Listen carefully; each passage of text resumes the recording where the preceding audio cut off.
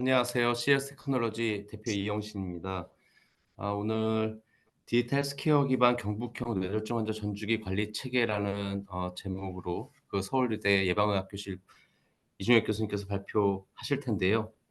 이중혁 교수님은 서울대 그 박사를 나오셔서 서울대병원 서울의대에서 전공을 하셨고 서울대병원 의학연구협력센터에서 연구조교수, 인하대학교 의과대학 부속병원에서 조교수, 그리고 현재 서울의대 예방의학교실 부교수로 재직 중에 계십니다. 교수님 발표하도록 하겠습니다. 예, 전장님 소개 감사드립니다. 오늘 5차 지역의료 혁신센터 정책 세미나에 초청해서 감사한 마음으로 발표를 시작하도록 하겠습니다. 어, 경북 지역의 특성과 관련해서 조금 좀 말씀드리면서 이제 시작하려고 하는데요. 요 오른편 위에 보시는 게 이제 경기 경상북도의 지도고 요 가운데 빠져 있는 곳이 이제 대구입니다. 어, 경북에 있는 각 시군을 이렇게 도해를 했을 때 예, 지금 요 그림에서 저 보여주고 있는 거는 이제 인구의 분포인데 경상북도는 이 경부고속도로 축을 따라서 이제 대부분의 인구 밀도가 높은 시군이 이제 분포하고 있고 이 시군을 따라서 의료기관들이 집중되어 있는 양상을 보입니다. 그래서 상대적으로 이제 동북 지역에는 의료기관이 좀 적게 분포하고 있고 노랗게 표시되어 있는 영주, 예천, 봉화 이 세 개의 시군은 중앙심내센터에서 건강보험심사평가원 자료에 기반해서 실질적으로 환자들이 자기 지역 내에서 급성기 뇌졸중 진료를 받고 있는지를 확인해 봤을 때에 요걸 이제 잡체 충족률이라는 지표를 구했을 때에 0인 지역들입니다. 이쪽 지역은 100% 다른 시군으로 가야지만 어떤 치료를 받을 수 있는 지역으로 되어 있고 0은 아니지만은 대체적으로 이렇게 동북부에는 의료 자원이 좀 부족하다라는 것이 알려져 있습니다. 해서 급성기 뇌졸중 관리에 있어가지고 좀 취약한 시군이 이제 굉장히 많다. 한편 그럼에도 불구하고 단번에 여기 다 자원을 집중시키고 뿌려가지고 해결할 수 없음에 지금 현재 우리나라가 쓸 수 있는 어떤 최선 수단을 찾아보자. 그래서 이제 ICT 기술을 활용해서 급성기에 최적화된 어떤 119 권역센터, 지역병원, 그리고 여러 이제 의료인들의 네트워크를 이용해가지고 이 위기를 극복해보자라는 취지에서 뇌혈관 질환 치료 역량 강화를 위한 경북형 모델이라는 거를 좀 개발해 보고자 경상북도에서 자체적으로 과제를 이렇게 내게 됐습니다. 보시면은 경북도에는 뇌졸중으로 인한 입원 건수가 인구 10만 명당 88명 증가했다라는 거는 대구하고 뭐 10년 사이에 88명 증가 똑같아 보이지만은 일단 10만 명당 입원 건수가 이제 훨씬 많다라는 게 보이고 근데 한편으로는 이송 시간에 2018년 기준으로 이건 이제 대구 경북 뇌졸중 팩트 시트라고 해가지고 경북권역 심내혈관 질환센터에서 펴낸 자료에서 보면은 경북 지역은 이송이 빠릅니다. 이 이송이 빠른 것과 이제 관련해가지고, 당시에 이제 요 문건을 만들었던 이제 권역센터장님 설명으로는 갈 병원이 없기 때문에 빨리 가지게 된다. 다른 고민할 거 없고 바로 달리면 되기 때문에. 그런데 그렇게 해서 가는 병원이 적정 치료를 제공해 줄 수 있는가와는 또 다른 문제이고 결과적으로 경북 지역은 좀 고질적인 자원의 어떤 부족의 문제가 있고 그리고 이 자원을 최대한 잘 쓰기 위한 방안을 만들어내기 위한 노력이 필요하다라고 했습니다. 이 그림은 이제 건강보험심사평가원에서 실제로 급성기 뇌졸중 환자들이 어디로 가서 어떻게 치료받고 있는가와 관련해 가지고 이제 지도를 그려본 결과입니다. 그래서 크게 이제 세 개의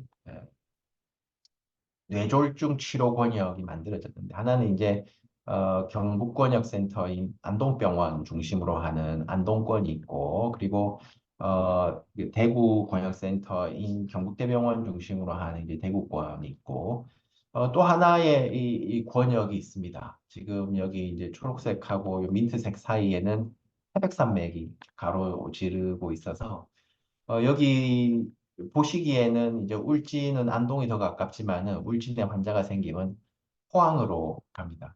이 사이에 이제 고속도로가 생겼다고 하는데 영덕에서 안동을 잇는 고속도로가 생겼는데 환자의 이동은 고속도로가 생긴 이후에도 계속 울진에서는 포항으로 가는 이게 이제 의료 이용과 관련된 어떤 관성이 이제 여전히 작용하고 있는 것으로 이제 파악을 합니다.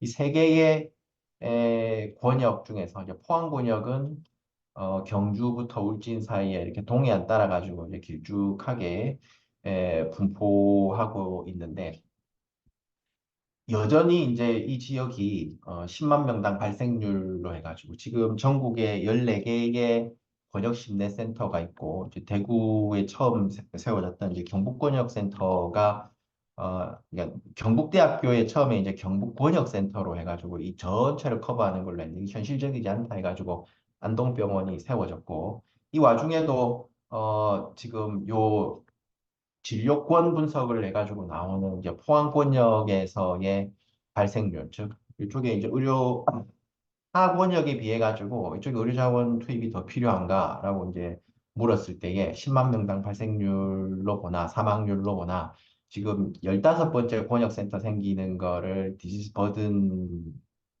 따라 가지고 순위를 매기면은 포항이 여전히 1번인데 이제 경북에 지금 이미 두 개가 있는데 또 세운다고 라는 이제 그런 또 문제가 있습니다. 그래서 이 과제는 경북 지역 상황을 고려한 맞춤형 뇌졸중 스마트 응급의료 체계 구축을 하고 심내혈관 질환 치료 역량 강화를 위한 연계 협력 체계를 정립시키는 것을 저 목적으로 과제를 이제 수행하게 됐습니다. 총 이제 5개 꼭지에 말씀을 드리게 될 건데요. 경북도 현황, 그리고 지금까지 어떤 관리 체계, 그러니까 국내의 관리 체계를 이제 경북도가 도입해가지고 이제 운영해 온 양상과 그리고 스마트 의료 기술을 활용한 응급 환자 신속 대응 시스템 개발 방안과 그리고 경북도 내에서 실제로 어떻게 협력 체계를 만들어 갈 것인가에 대한 이야기. 그리고 마지막으로 어떤 지원 체계 정책 지원과 발전 방안에 대해서 말씀드리도록 하겠습니다. 과제 자체는 이제 경상북도청에서 이제 발주한 과제고요.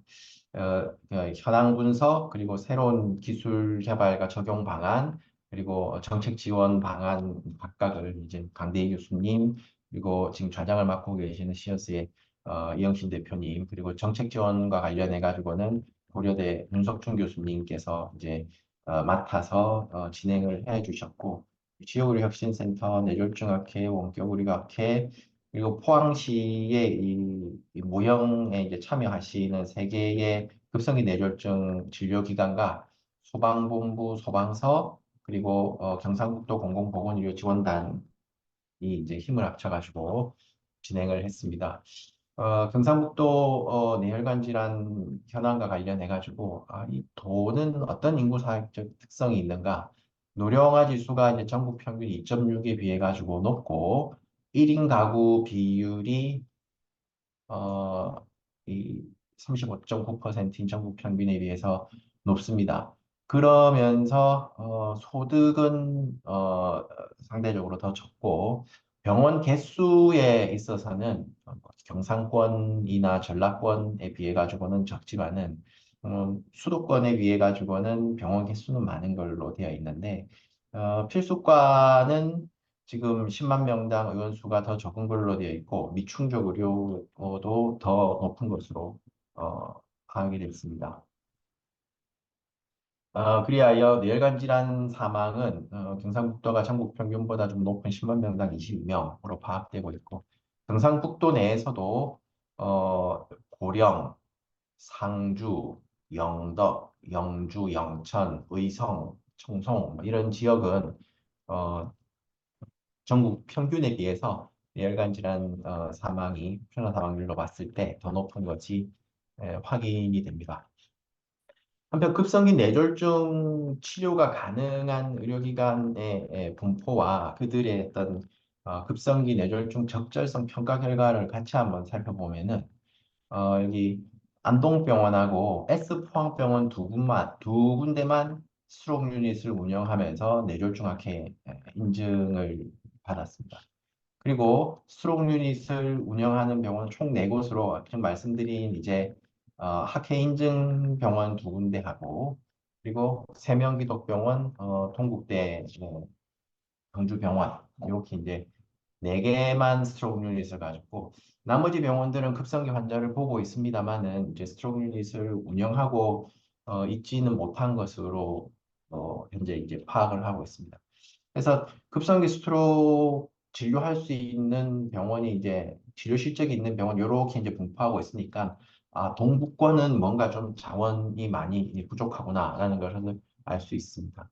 전문 과목 전문의 수는 우리 권역심리센터에 있어야 되는 전문 과목의 의사 수를 이렇게 파악을 해봤을 때에 충남, 세종, 그 충청도 지역과 함께 이제 전국 최저 수준으로 분포하고 있고 이걸 시군별로 부터 보았을 때에 이제 빨간색이 이제 많이 부족한 지역이다라고 생각하시면 됩니다.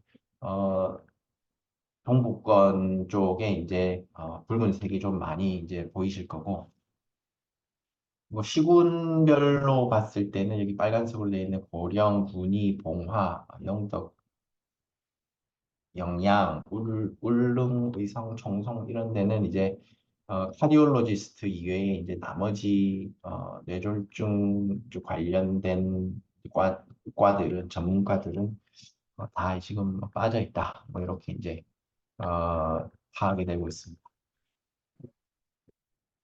그럼에도 불구하고 이제 급성기 뇌졸중에 대해서 이제 아무 대책 없이 있었던 건 아닙니다. 이 모델을 보시면은 이제 경북대병원 권역 책임 의료기관 이제 대구시의 이제 예산을 받아서 대구의 응급의료 협력 추진단을 통해서 이제 도내의 여러 병원을 리크루트해서 허방본부와 협력해서 패스트 스트로크이라는 이제 앱을 만들고 환자 사정과 적정 의료기관으로의 전송을 이제 추진한 사업이 있습니다. 그래서 요 사업을 모델로 이제 다른 번역심리센터도 이제 비슷한 앱을 만들고 소방과의 협력을 확대해서 이제 병원 이송 시간을 줄이기 위한 노력을 하는 이제 모범 사례가 되기도 했습니다.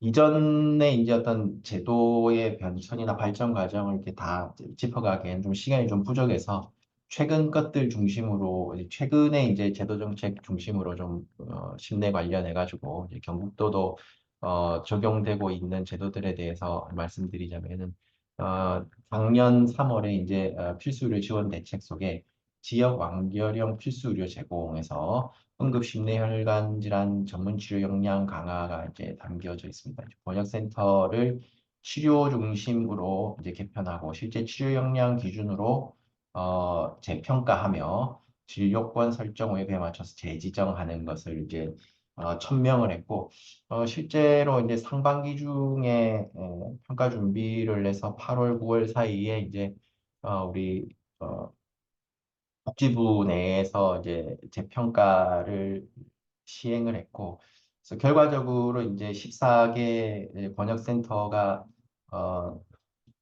다 유지되긴 했습니다만은 일부 이제 전문 치료 기능이 좀 미흡한 번역센터들에 대해서는 추가적인 지원을 통해 가지고 치료 기능을 강화해 가는 쪽으로 좀 기관과 함께 이제 협력해 가지고 노력하는 쪽으로 바뀌었습니다. 한편 심내종합계획이 이제 작년 6월에 이제 공표가 됐습니다. 여기서 이제 24시간 어디서나 심뇌혈관 질환 걱정 없는 건강한 일상이라는 비전 하에서 네 개의 핵심 목표가 이제 제시가 됐는데 그 중에 두 개가 이제 급성기 뇌졸중에 적용이 되는 내용입니다. 신속한 중증응급 해결 파이프라인 확보 통해 가지고 뇌졸중 3시간 이내에 골든타임 병원 도착하는 비율이 이제 52%인 것을 이 5년간의 종합계획이 끝나고 나면 62%로 10% 끌어올리는 것. 그리고 진료자원 인프라의 최적 네트워킹을 위해서 네트워크 확보 의료 이용권 비율을 현재 50% 조금 못 되는 것을 27년까지 100%로 끌어올리겠다라는 계획을 발표했습니다.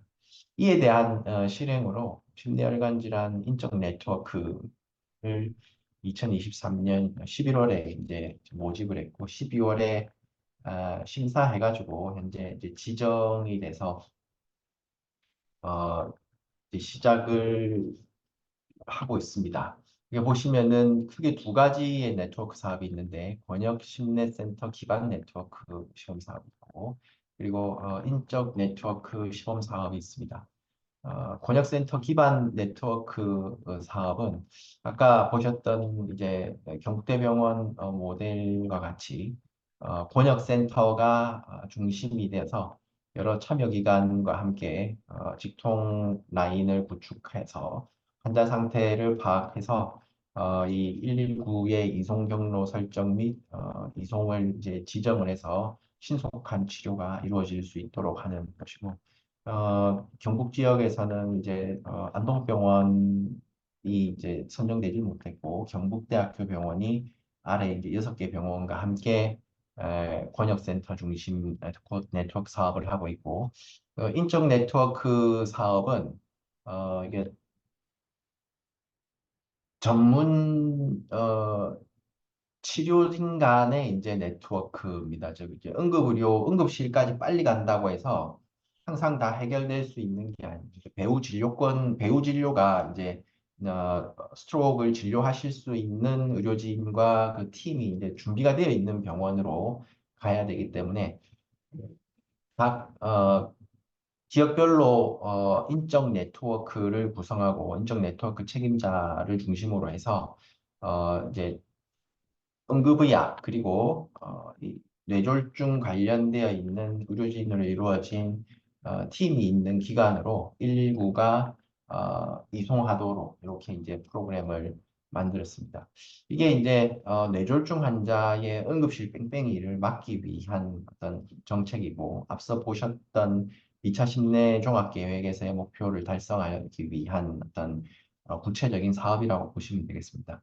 경북 지역에서는 계명대 동산병원이 이제 대구 경북 지역을 각각 허혈성, 출혈성 뇌졸중을 커버해 주는 것으로 이제 되어 있고 앞서 보셨던 그 권역 진료권에 따르면 이제 포항 권역에 해당하는 오른쪽에 이제 길쭉하게 동해안 따라 가지고 있는 경북 동부를 커버하기 위해서 출혈 뇌졸중은 울산대병원 권순장 선생님을 이 인적 네트워크 책임자로 하고 허혈성 뇌졸중 같은 경우는 울산대병원 신상훈 교수님이 허혈성 네트워크 책임자로 해가지고 어, 해서 경북 동부 지역과 포항 그리고 대구 경북 지역이 이제 커버되도록 이렇게 네트워크가 짜여졌습니다.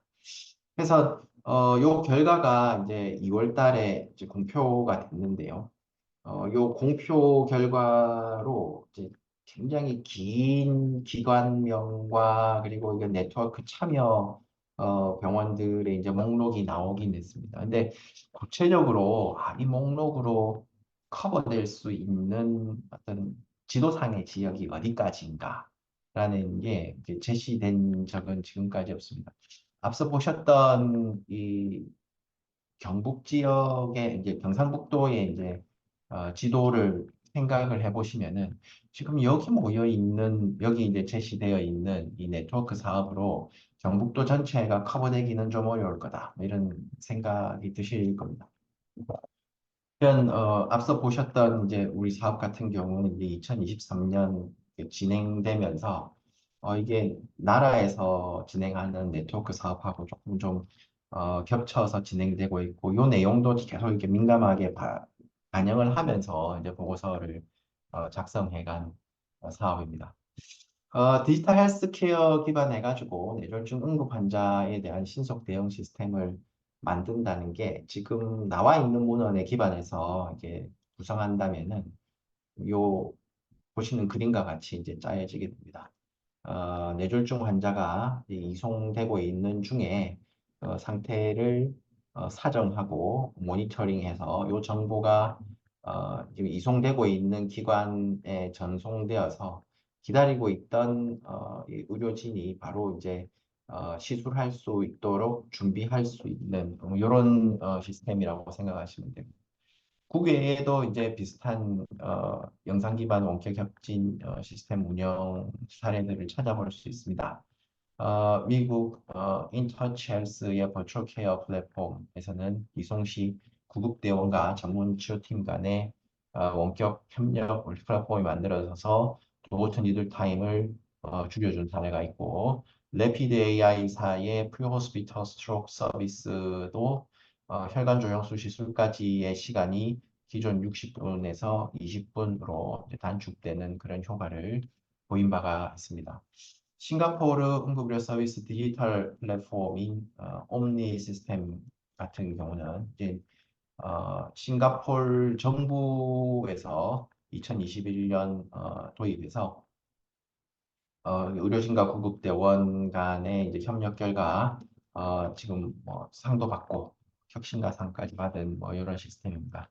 노키아에서는 이제 5G 커넥트, 5G 커넥티드 이제 앰뷸런스를 운영을 하고 있습니다. 스트로크뿐만 아니라 이제 모든 응급 환자들이 이제 이 기술의 도움을 받아서 빠른 진단과 이제 처치가 가능해지는 그런 시대가 왔습니다. 실제 이제 텔레스트롭 서비스의 시작이 이렇게 이제 양방향 영상 기반 커뮤니케이션에 이제 기반했는데, 처음 만들어지던 시기에는 이 통신 인프라가 좀 열악해서 여기서 주고받을 수 있는 정보의 한계로 인해서 이 컨셉 자체는 훌륭하지만 그 효과에 대해서는 조금 좀 의심스럽다, 뭐 이런 얘기가 있었습니다만은, 이제 통신 기술이 발전해서 주고받을 수 있는 영상의 질이나 자료의 양이 이제 많아지면서 충분히 이제 의료진하고 국대원 모두가 이제 도움받을 수 있는 시스템으로 성장을 했고, 지난 이제 코로나 위기에 이제 비대면 진료가 활성화되면서 이 기술이 이제 더욱더 각광받는 계기가 됐습니다. 국내에서는 2020년 범부처 전주기 의료기기 연구개발 사업에서 한림대병원과 시어스 테크놀로지가 앞서 보신 컨셉의 이제 어, 한국형 시스템을 개발했다라고 이제 생각하시면 되고요. 구급차 내의 환자 상태 및 생체 신호를 위해서 영상 장치와 IOMT 의료기기를 활용해서 응급이송 환자의 영상과 생체 신호를 실시간 모니터링하면서 연계병원 도착 전에 신속 진단과 처치를 준비할 수 있는 이런 시스템을 개발했고,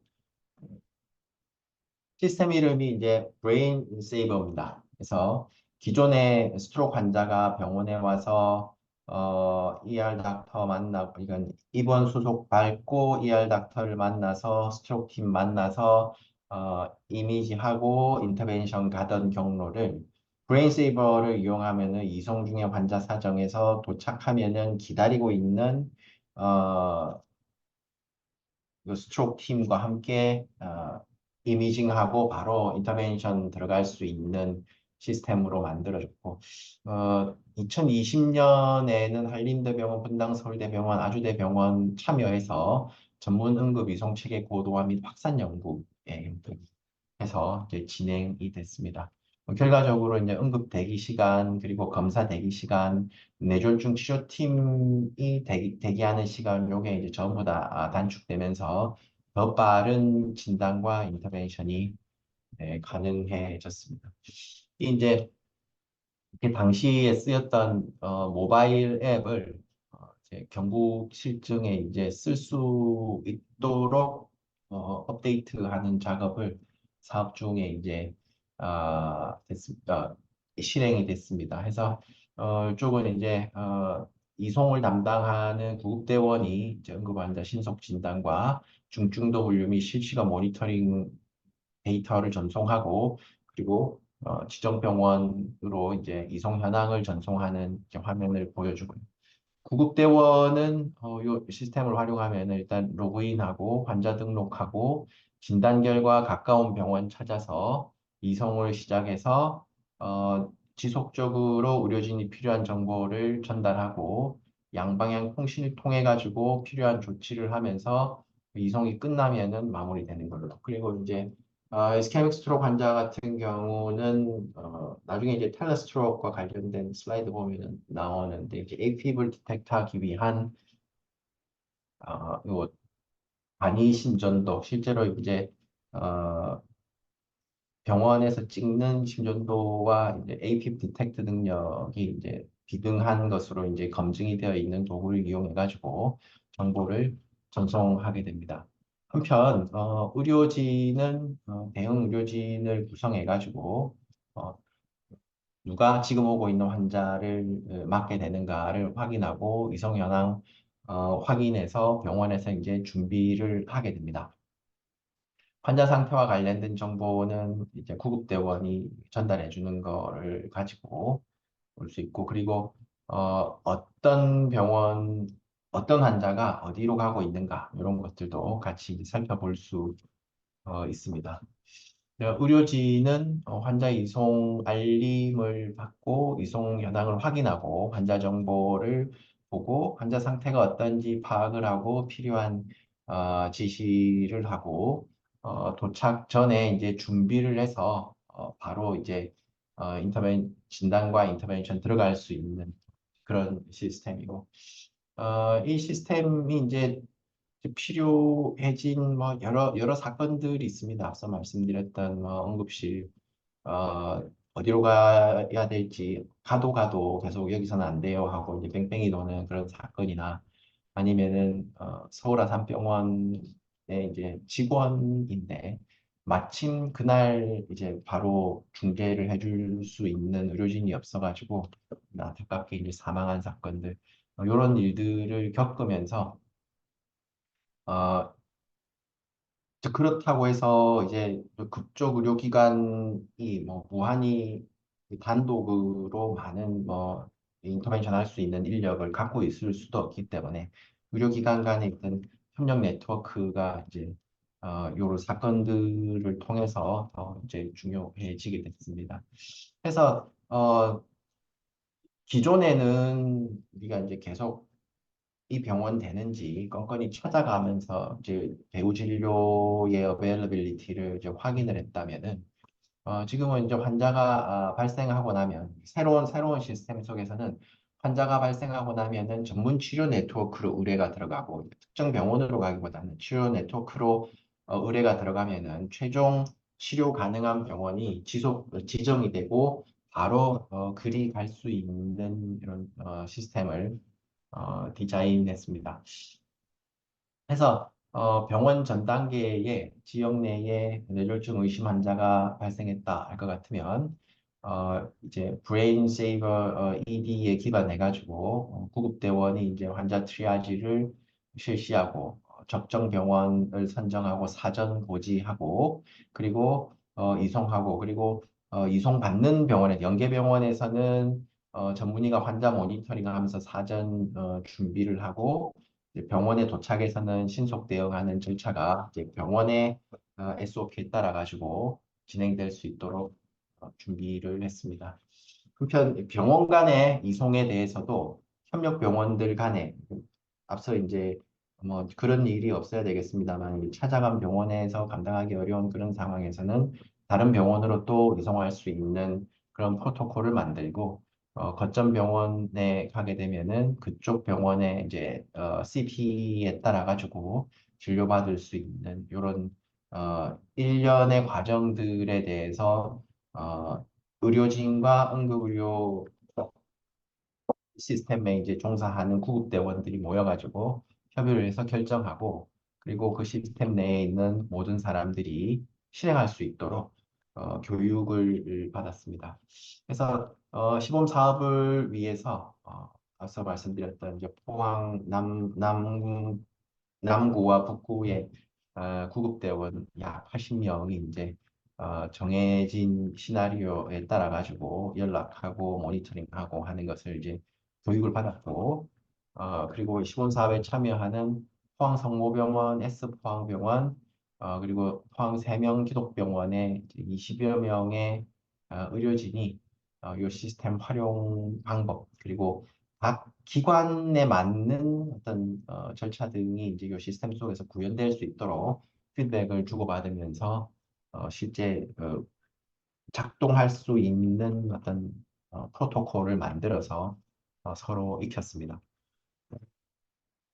그래서 지금 실증 사업이 원래는 이제 경북도 과제기간에 맞춰가지고 좀 비현실적으로 짧게 책정이 되어서 좀 연장해서 지금 4월까지 이제 진행하는 걸로 되어 있고, 이 세계 기관에서 이제 나오게 되는 자료에 기반해서 이제 경북도에 좀 더 이제 도움이 될 수 있는 실제 작동하는 어떤 이송 체계에 대한 이제, 의견을 드리기 위해서 준비하고 있습니다. 어, 이제 마지막 꼭지인데요. 이게 정책재원과 이제 관에서 이제 해줄 수 있는 지원 방안에 대해서 조금 좀 정리를 해가지고 어, 정리를 한 부분들입니다. 권역 책임 의료기관이 이제 지정되어 있고 권역 응급의료센터도 경북도에 있습니다. 그럼에도 불구하고 앞서 이제 지도상에서 커버되지 않는 시군이 존재하고 그리고 그 기관이 있는 도시에 가가지고 그러니까 우리 거점 도시죠. 거점 도시에 가가지고 협력에 대해서 이렇게 얘기를 해보면은 이상적으로 맞는 얘기지만 모든 의료기관들은 지금 뭐 포항이면 포항, 안동이면 안동 그 안에 있는 모든 의료기관들은 다 이제 살아남기 위한 치열한 경쟁 속에 있기 때문에 지역 당직, 지역 순환 당직제나 뭐 이런 여러 제안들이 왔을 때도 이게 현실적으로 기관의 뭐 어떤 존립과 관련된 여러 문제들 때문에 작동하기는 좀 쉽지 않은 그런 상태에 있다라는 것을 이제 확인할 수가 있었고, 한편 실제 환자가 이동하는 시간은 어떻게 되는지, 병원 분포는 어떻게 되는지, 그리고 지역민의 의료 이용 패턴, 앞서 이제 울진에서는 안동병원이 더 가까울 것 같은데 우리는 포항으로 가는 뭐 이런 패턴 등을 고려해가지고 효과적인 어떤 진료권 그리고 대응 체계의 설계와 재정립이 필요한 상황임을 확인했습니다. 그리고 거주 지역 내의 진료 비율과 영양별 의료 이용량 등을 고려해서 골든타임을 확보할 수 있는 어떤 방안을 도출하자. 그러자면은 전문 인력과 시설이 갖춰진 병원이 있어야 되는데 실제로 이제 지금 이쪽 전공하려고 하는 사람들은 점점점 줄어가고 있는 것이 현실입니다. 요 그림은 윤석준 교수님 팀에서 요번에 이제 그 복지부에서 추진하고 있는 어, 네트워크 사업에서도 네트워크 사업에서 이제 가져온 그림이긴 한데 경북 지역을 보면은 파란 지역과 노란 지역이 있습니다. 노란 지역은 여기를 이제 네트워크를 만들어 가지고 커버를 하자면은 권역센터 중심으로 해가지고 즉 진료 역량과 자원은 많이 있는 지역입니다. 앞서 이제 지도에서 보여드렸던 요 중심으로 해가지고 센터들이 쭉 분포해가지고 있었죠. 기관들이 많이 있었고 어, 한편 저 학회 인증받은 스트로크 유닛이 있는 병원으로 했을 때 또 안동, 포항 있긴 했는데 굉장히 좀 거리도 많이 떨어져 있고 이쪽 지역은 상대적으로 이제 리소스 푸어한 에어리어다라고 말씀드렸습니다. 이쪽은 이제 윤석준 교수님 연구팀에서 살펴봤을 때도 인적 네트워크를 통해 가지고 커버해 있고 이쪽은 지금 운영되고 있는 병원 간의 네트워크를 통해 가지고 커버하는 것이 효율적일 수 있는 지역으로 파악을 하고 정책이 이제 진행되고 있습니다. 첫 번째 이제 꼭지로 요 세 개의 이제 권역으로 나뉘어져 있는 그림을 앞서 이제 보여드렸었는데 경북 지역은 의료 자원의 불균형이 현저하다. 해서 동북 지역의 뇌졸중에 대한 네트워크 접근성 분석은 해당 지역 내 의료기관이 전문화된 뇌졸중 치료를 제공하는 데 있어서 부족하다라는 것을 확인을 했습니다. 그리고 이쪽은 응급의료 자원 중심으로 봤을 때도 의료 취약지에 해당한다라는 것을 봤습니다. 그래서 동북 지역의 기관의 어떤 절대적 부족을 해결하기 위한 어, 경북형 심리혈관 센터의 지정이 필요할 것이다. 복지부 중앙에서 볼 때는 이제 번역센터하고 연계해서 움직일 즉 안동병원이 이제 경북번역센터인데 경북번역센터하고 연계해서 움직일 지역심리센터가 이제 지정되는 것이 필요하다는 뜻이에요. 복지부 관점에서는 지역심리센터고 경상북도 입장에서는 경북형 심내혈관센터가 될 겁니다. 그래서 인프라 배분, 인프라를 동북 지역에 좀 더 이제 강화하는 것이 필요하고, 그 결과 의료 시스템 효율화 및 환자 생존율과 회복률의 증진이 가능할 것이다라고, 이쪽에 기관을 좀 더 설립하고 이들 사이에 긴밀한 네트워크를 만드는 것이 해법이 될 수 있음을 얘기를 했고, 그리고 요 네트워크와 관련해서는 앞서 말씀드린 ICT 기술을 적절히 활용한 이송 체계를 마련하고 운영을 하는 것이 어, 경북도 문제 해결에 있어 가지고 필요한 과정이 될 거다라고 했습니다.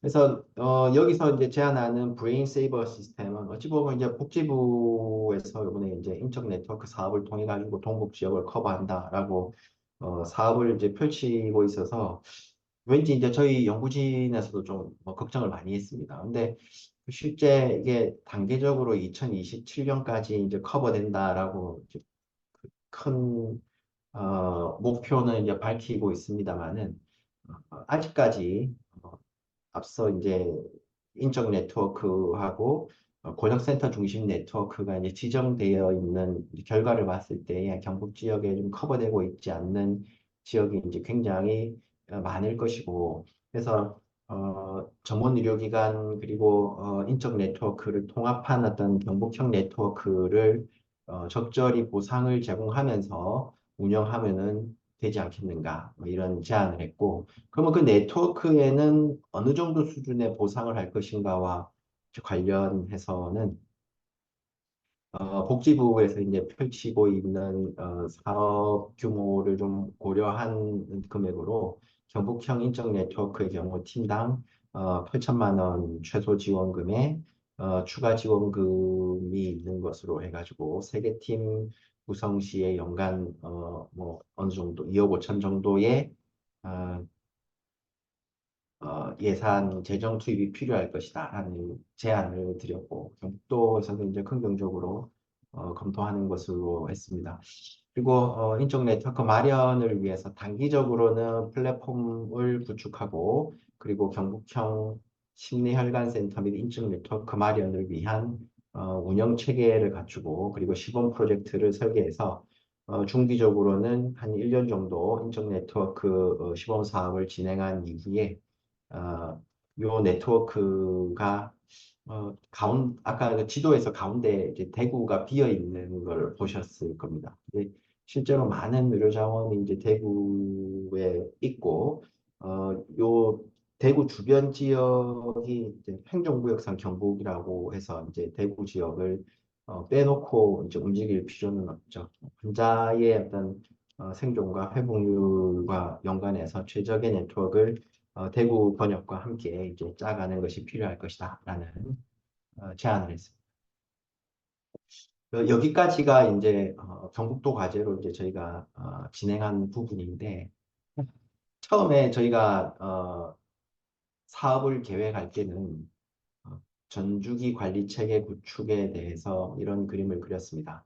응급뇌졸중 환자가 발생해서 지역응급센터에 들어와서 거점센터로 이송되고 여기서 치료를 받고 퇴원을 하거나 아니면은 재활병원이나 요양병원으로 가는 요 상황, 요 전체 흐름에 있어가지고 뇌졸중 전문가들이 어떻게 연결돼서 움직이는지를 살펴서 그 연결을 원활하게 해주는 ICT 시스템을 이제 까는 거를 구상을 했었는데 실제 이제 요 전체 계획을 심사 때 이렇게 말씀드렸더니 주어진 과제 수행 기간이나 자원을 고려할 때에 여기 이제 급성기 119에서 병원 들어오는 요 시기까지 이제 커버해 주시는 것만 해도 이게 충분하고 그리고 어찌 보면은 요거도 좀 과할 정도다 뭐 이런 말씀을 주셔가지고 지금까지 말씀드린 내용은 여기까지입니다. 그런데 뇌졸중 전주기 관리 체계다라고 이제 말하려면은 앞서 이제 급성기 이후에 이제 아급성기 그리고 지속적으로 이제 환자를 케어하는 내용까지 포함이 됩니다. 서큘레이션에서 스트로크 시스템 케어 도메인 내에서의 디지털 헬스 스트래티지와 관련된 도표를 가져왔는데 지금까지 디지털 헬스 디바이스들이 제가 이제 접한 디바이스들은 이쪽에 좀 이렇게 많이 집중되어 있었던 것 같습니다. 어큐트 케어와 그 전후의 어떤 연계, 앞서 이제 보셨던 슬라이드에서 시어스에서 이제 구상했던 그 그림 속에 이제 많이 있었습니다. 이 속에 EMS 시스템 노티피케이션과 리스폰스, 어큐트 스트로크 트리트먼트, 서브 어큐트 트리트먼트와 세컨드 프리벤션 여기에 이제 관련된 것들이 많은데 실제로 이제 학회 가가지고 연구 내용에 대해서 얘기하고 이런 과정에서 많은 또 디지털 헬스케어 업체들은 프라이머리 프리벤션이나 커뮤니티 에듀케이션과 관련된 뭐 스마트폰 앱이나 여기 웨어러블 디바이스들 개발하고 있었고 교과서적으로는 리해빌리테이션과 컨티뉴어스 퀄리티 임프루브먼트하고 관련된 그런 노력도 이제 지속돼야 됨을 얘기를 하고 있습니다. 이 부분 그러니까 앞에 이제 프라이머리 프리벤션과 관련해서는 뭐 웰트의 뭐 강성기 이사님이나 지금 그 많은 선생님들이 지금 활동하고 있고 맨 마지막에 컨티뉴어스 퀄리티 임프루먼트 관련해 가지고는 2020년 무렵에 요 에비던스나 가이드라인 어드히어런스하고 관련해서 우리나라에서도 이제 임플리멘테이션 스터디들을 이제 시행하고자 꽤 큰 재원을 이제 마련을 하고 있고 왜 이제 이런 이상적인 진료 지침이 있음에도 불구하고 현장에서는 따르지 않는지 그리고 그걸 개선하기 위한 인터벤션으로 뭐가 좋은지와 관련해서 많은 연구들이 기다리고 있고 그 개선 방안으로 스마트 헬스케어 디바이스나 ICT 기술들이 아마 앞으로 각광을 받게 되지 않을까 생각하고 프라이머리 프리모디얼 프리벤션과 관련해서는 스마트폰 앱이나 웨어러블과 관련된 에비던스들을 많이 찾을 수 있습니다.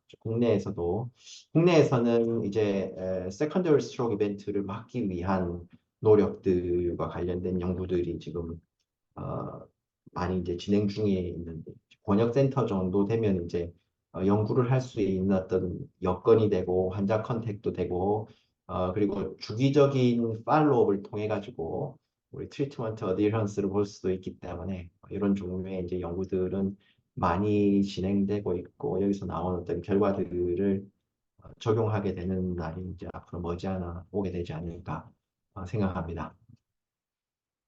한편 요런 시스템들이 만들어진다고 해도 아까 왜 이제 권역센터 기반으로 만들어진다라고 했는데 의료기관 기반으로 만들어져서 이게 쓰이게 될 때 앱 같은 경우는 아마 앱스토어를 통해 가지고 이제 보급이 되게 될 거고 웨어러블을 쓴다라고 하면 아마 의료진이 쓰게 되고 이게 일종의 디바이스다 보니까 아마 이제 기관 단위로 이제 활용이 되게 되지 않을까 이제 우리 생각할 수 있습니다. 근데 이게 약 같은 경우는 뭐 개별 의료진이 이제 결정하지만 디바이스의 도입 이런 거는 이제 아직까지는 의료기관 단위의 이제 도입이고 이런 디시전을 내리는 뭐 병원 지도부 또는 1차 예방과 관련해 가지고는 레귤러터리가 어떤 질병을 관리하는 당국이 어떤 뭐 결정을 내려야 될 겁니다. 근데 그 결정과 이제 관련해 가지고는 여러 에비던스들을 또 뭐 요하게 될 거고요. 근데 그 에비던스들을 우리가 얼마나 잘 정리해가지고 전달해주고 있나 뭐 이런 생각이 듭니다. 디지털 헬스케어 구축에 대한 장벽을 보시면 사용자 특성이나 뭐 이런 디지털 접근성 이런 부분들은 앞으로 이제 뭐 디바이스 보급이나 교육을 통해 가지고 이제 극복할 부분인데 개인정보 보호나 그 동기부여와 관련된 부분, 요거는 이제 연구하고 에비던스를 잘 정리해가지고 이제 결정권자들, 결국 이제 레귤러터리 디시전과 관련해 가지고는 소비자가 이제 굉장히 중요한 스테이크홀더라고 할 수 있죠. 이런 효과 있는 디바이스라면 효과 있는 어떤 인터벤션 프로그램이라면 하는 쪽으로 사람들의 생각이 모이는 게 이제 필요할 거고 그리고 의료기관 차원에서의 도입이다라고 하면 이만큼 투자할 가치가 정말 있는 건가와 관련된 자료를 이제 우리가 이제 보여줄 수 있어야 될 겁니다. 한편 그만큼의 어떤 문제가 지금 우리 현장에 있는지, 지역 사회에 있는지를 보여주는 것도 필요할 겁니다. 요 그림은 서울대 보건대학원 원성호 교수팀에서 지역사회 건강조사 자료를 이렇게 다 부어 넣어가지고 일종의 대시보드를 만든 겁니다. 저희 왜 코로나 한참 유행하던 시절에 어, 존스 홉킨스 대학의 저 홈페이지에 가면은 국제적으로 코로나 현황이 어떻게 변해가고 있는지 뭐 실시간으로 볼 수 있도록 만들어 놨던 것처럼 이건 이제 annually 쌓이고 있는 지역사회 건강조사 그리고 이제 통계청 자료들을 한눈에 볼 수 있게 이제 만들어 놓은 건데요. 경북의 이제 각 시군에 있는 뭐 보건소 담당자들, 우리 시군의 이제 정책을 어떻게 만들 건가 고민하고 있을 때에 경북 전체적으로 뭐 흡연율은 전국 중앙값보다 높네.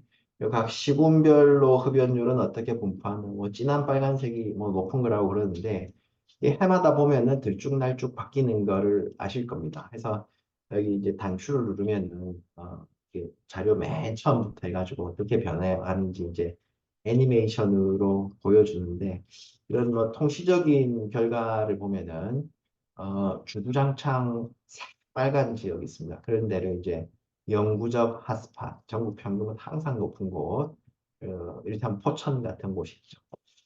경북 지역은 보면은 이제 회색하고 살색, 뭐 파란색, 보라색 뭐 이렇게 있는데 파란색, 보라색은 좀 안정된 지역이고 회색은 뭐 높다고도 하기 어렵고 낮다고도 하기 어려웠는데 산발적으로 핫스팟이 되는 지역들이 이제 경북도에는 뭐 이렇게 보입니다.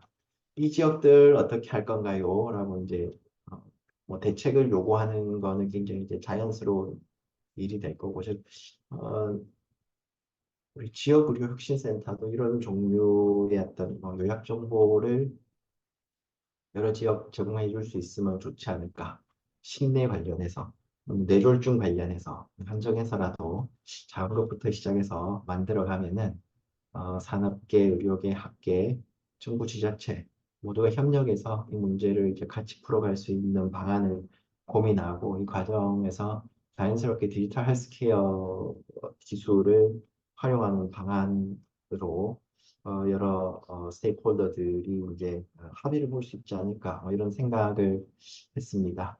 네, 이상으로 제 발표를 마치도록 하겠습니다. 경청해 주셔서 감사합니다. 네, 유진혁 교수님 발표 감사드립니다. 지금 이제 첨부해서 말씀드리면 현재 포항에서 경북형 원격 뇌졸중 그 시범 사업이 진행되고 있고요. 4월 5일 날까지 하기로 되어 있습니다. 현재까지 이송된 그 응급 뇌졸중 환자는 29분 정도고요.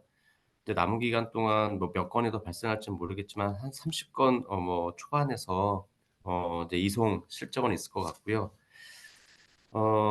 네, 그 질문 받도록 하겠습니다. 문자로도 좋고, 예, 직접 말씀해 주셔도 좋을 것 같습니다. 실증 사업 관련해서 좀 궁금한 점이 있어서 시어스 테크놀로지 대표님이신 차장님께서도 응답 주실 수 있을 것 같고요. 이제 교수님께서도 응답 주실 수 있을 것 같은데 제 궁금한 점은 이런 새로운 시스템이 아무리 좋아도 이제 현장에서 이거를 적극적으로 활용을 하지 않으면 좀 효과성에 한계가 있을 거라고 생각을 하는데 현장 의료진들의 수용성이나 좀 현장의 직접적인 의견이 궁금하고요.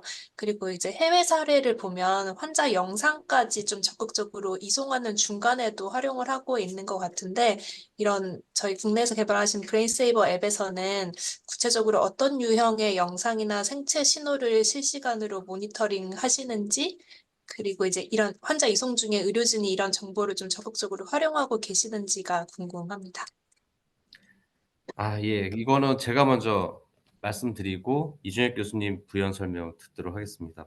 일단은 해외에서는 영상 원격 의료가 많이 활발히 좀 진행되고 있어서 영상 기반의 그 환자의 어떤 그 트라우마 환자 같은 경우 환자 환부를 미리 본다든지 환자의 어떤 현재 상태들을 의료진이 직접 보면서 이송 중에 구급대한테 응급처치에 가이드를 주는 사례들이 많이 있는데요. 저희도 이제 국책과제를 통해서 그런 사업을 어, 진행을 했었고, 심지어는 휴대용 초음파까지 연결하는 것도 작업을 해봤었습니다. 근데 일단은 국내에서는 일단 이송 거리가 굉장히 짧다, 이송 시간이 굉장히 짧다라는 이제 부분이 있어서 있고, 또 아직은 영상을 가지고 하는 부분에 있어서는 소방본부 측하고 의료진 사이에 합의가 잘 이루어지지가 않고 있었어요. 그래서 그 부분은 좀 국제 연구로만 남겨놓고, 사실은 어, LTE나 5G망을 이용을 해서 어느 정도 4K까지 혹은 HD급 뭐 8K까지 어느 정도의 해상도의 영상을 할 수 있는지에 대한 기술적 검증, 이거를 어떻게 보완화시키는지에 대한 부분까지만 해왔고, 향후에 이제 관련된 실증을 좀 진행하게 되면 다시 한번 좀 해볼 계획이고요. 지금 저희가 하고 있는 거는 글로벌에도 많이 없는 건데, 이제 심전도 데이터를 먼저 뇌졸중 환자 같은 경우에는 일단은 그 APB 간헐적으로 나타나긴 하지만 실제 이송 중에 APB 발생하게 되면은 뇌졸중 치료에 대한 치료 옵션이 달라지기 때문에 처방약이 달라져서 APB를 발견하기 굉장히 중요하거든요. 그래서 이번 이송 그 실증에서도 한두 건 정도 나왔습니다. 이송 시에 APB 사전에 발생이 돼서 좀 치료 옵션을 그에 맞춰 가져가는 사례도 있었는데요. 지금은 심전도를 먼저 하고 있고, 애초에 계획은 이제 코로나 때는 저희가 이 연구할 때는 코로나 때였거든요. 그때는 이제 그 연속 체온 모니터링도 하면서 실제 발열 환자들 같은 경우는 바로 응급실로 가지 않고 응급 선별실로 먼저 가서 거기서 먼저 1차 확인을 받고 응급실로 이제 전원하는 형태로 형태의 이제 체온이 활용이 됐었고요. 최근에 그 소방본부에 나왔던 과제 중에 하나는 EEG, 그러니까 뇌 쪽을 이제 뇌파를 이제 모니터링하는 것도 이제 이번에 과제가 하나 나오긴 했었는데요. 일단 지금은 저희가 이제 뇌졸중 환자에 집중하다 보니까 현재 그 저희가 사용하고 있는 바이탈은 일단 심전도를 먼저 진행을 했습니다.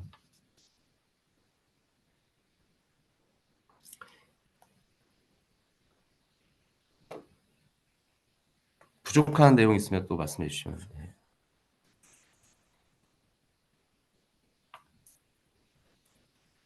네, 정은경입니다. 질문입니다. 아마 그 응급질환 환자 이송할 때 제일 중요한 게 물론 트리아지해서 적정 병원을 보내는 건데 병원에서 의사나 CT나 뭐 NGO나 뭐 진료팀, 중환자실 이런 환자를 볼 수 있는 준비가 되어 있는 병원을 매칭하는 건데 이제 병원이 준비가 안 되어 있거나 갈 병원이 없다거나 이렇게 해서 이제 자원하고 환자가 매칭이 안 되는 경우가 가장 문제잖아요. 응급 상황 때 골든타임 내에 이게 이루어져야 되는데 그래서 여러 가지 시도를 하는데 이번 프로젝트 할 때는 병원 찾기, 병원 선정 이런 기능이 브레인세이버에 있던데 이게 누가 어떤 기준으로 병원을 선정하는지 이게 이제 세계병원이 참여한 걸로 포항에 있는 세계병원이 참여한 걸로 보이는데 이제 그 병원들이 판단해서 우리 병원으로 보내라라고 해서 이거를 병원을 결정을 해주는 건지 아니면 그냥 소방대원이 결정을 해서 보내는 건지 아니면 이제 당직제로 돌리는 경우도 있거든요. 오늘은 어느 병원이 담당이니까 무조건 그 병원으로 가. 이런 식으로 사전에 약속을 하면서 그 병원에 대한 치료병원을 선정하는 게 굉장히 어려운데 이 시범 사업에서는 어떻게 병원 찾기와 병원 선정에 대한 거를 결정했는지 그게 좀 궁금합니다. 이 부분도 제가 말씀드릴까요? 네.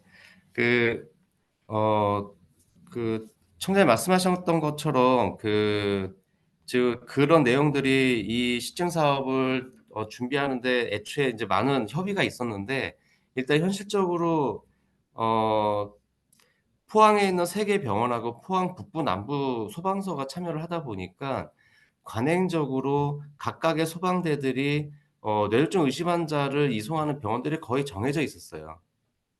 그래서 일단은 어, 그 기존에 하던 대로 주로 그 구급대 구급차가 기존에 하던 대로 병원에 이송하기로 하고 이번 시범 사업에서는 어, 브레인세이버로 이송되는 환자는 인터호스피탈 없이 병원에서는 다 받아주는 걸 합의를 하고 진행을 했고요. 이제 그런 부분들이 추후에 이제 과제로 남습니다.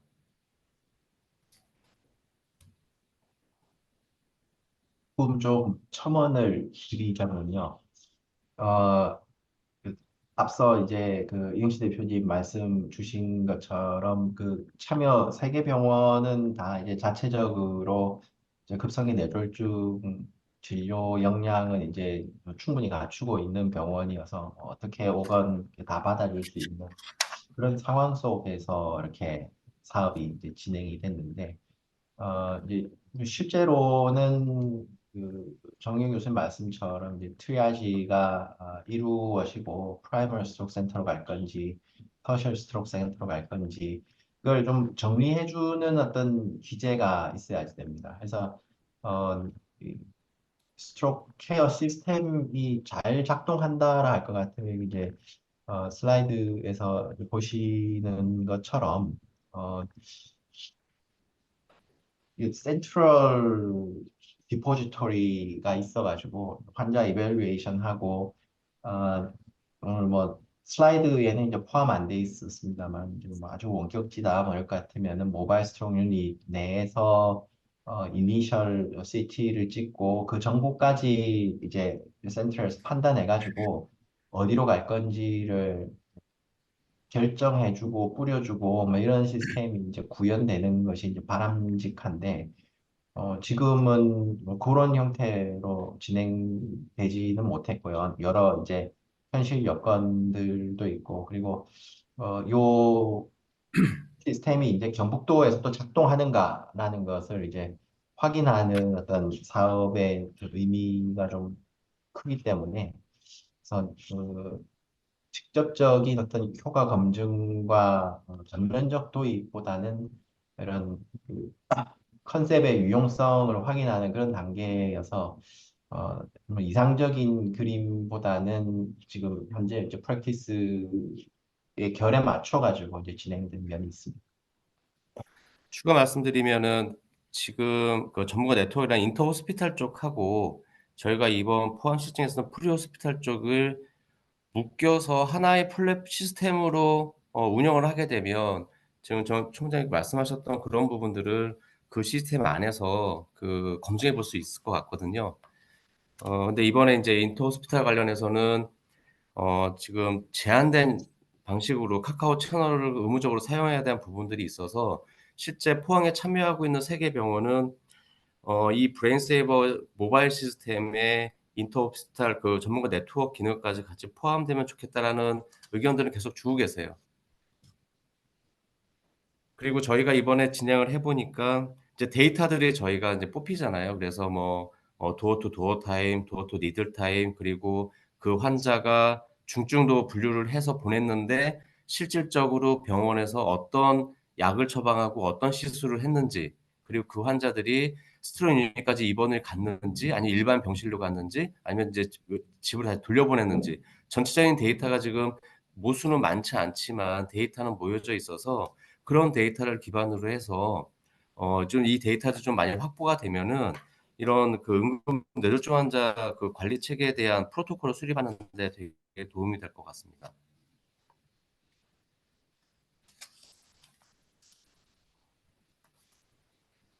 자, 다른 질문 없으신가요? 이 치료 체계가 허혈성 뇌졸중이나 아니면 출혈성 뇌졸중 둘 다 커버하는 거죠. 그리고 또 하나는 네. 이제 심근경색증 같은 유사한 심장혈관 질환, 응급질환은 여기에다가 얹을 수가 있는 건지, 아니면 얘는 말 그대로 브레인 세이버여서 이런 심혈관 쪽은 또 별도의 이런 이송 시스템이 필요한 건지, 이거에 대해서는 검토하신 적이 있으신지 궁금합니다. 네, 이거 제가 말씀드리겠습니다. 사실 이제 브레인 세이버가 있고 또 하트 세이버라 그래서 심 질환자 그 세이버도 있잖아요. 그런데 저희가 이 모바일 시스템은 초기에는 그 케이타스 전체적인 응급의료 그 관리 시스템으로 개발을 했었는데 이 부분을 뇌졸중 환자 관리 시스템 브레인 세이버라는 형태로 집중해서 시스템 개발한 거고요. 저희가 해보니까 심질환자라든지 트라우마 환자도 어, 그 응급학 응급의료 쪽, 그러니까 소방부문 쪽이나 응급의료 학회 쪽에서 얘기하고 있는 어떤 그 문진 프로토콜들을 집어넣게 되면은 구급대원들이 활용하는 데는 큰 문제 없이 사용할 수 있을 것 같습니다.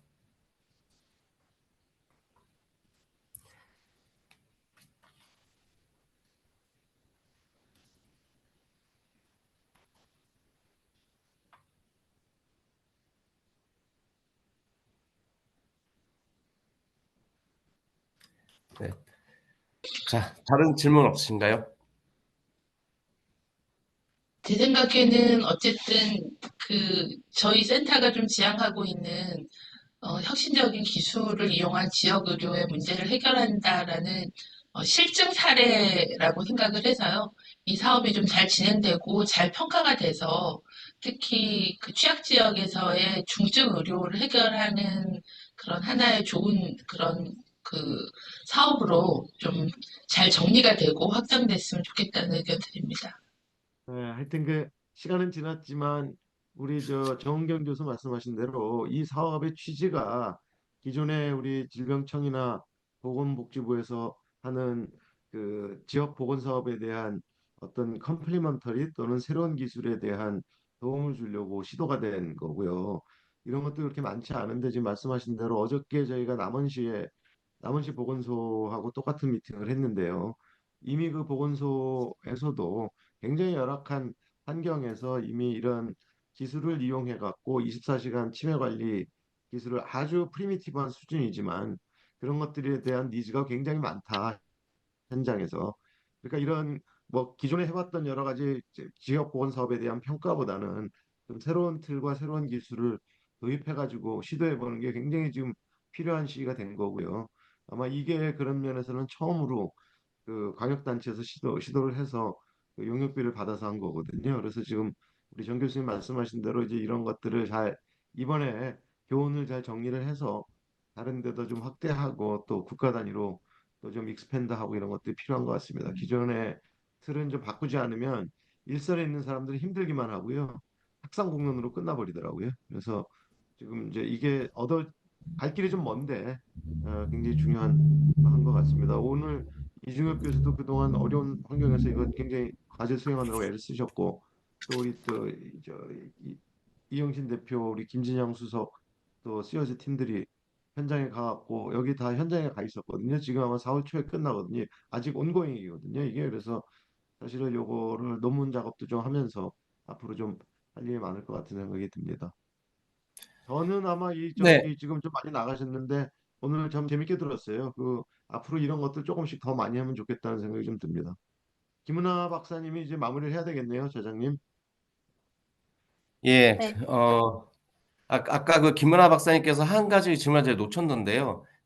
이 모바일 시스템에 대한 사용자들의 어떤 사용성에 대한 부분은 오늘하고 내일 저희 팀이 포항에 지금 내려가 있습니다. 그래서 그 구급대, 이런 사용대 응급실에 있는 그 간호사부터 이제 심각한 의료진까지 이 모바일 시스템 사용하고 있는 모든 참여자들에게 이제 설문조사를 할 겁니다.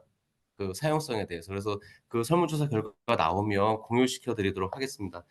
자, 오늘 수고하셨고요. 추가 또 코멘트 없으면 오늘 정책 세미나를 여기서 마치도록 하겠습니다. 네, 네, 즐거운 오후 보내시기 감사합니다. 바랍니다. 감사합니다. 수고하셨습니다. 안녕히 계세요. 감사합니다.